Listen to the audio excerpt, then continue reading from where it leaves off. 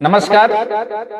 गाना अच्छा लगे तो वीडियो को लाइक जरूर करें। चैनल पे नए हैं तो सब्सक्राइब कर लें ताकि हर वीडियो सबसे पहले आपके पास पहुंचे।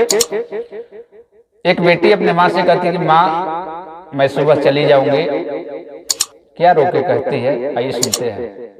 बस याद रही माई रे, बस याद रही माई रे, हम तभी ने चाल जाई। बस याद रही माई रे माई, हम तभी ने टाल जाई। हम तभी ने चाल जाई। जतना दुलार देबू हर देह दया चुनौतिया, हर जवन कुछ दिल में होखे कोई दो न बतिया। अपने पराया हो रे माई, हम तभी ने चाल जाई। बस याद रही माई रे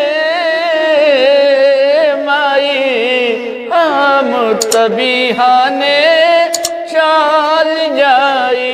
दिहला दुलार प्यारी याद आई माई रे, तोहर बिना कैसे रहबी मन के मनाई रे। मन में त डोली लाई रे माई, हम तभी ने चाल जाई। बस याद रही माई रे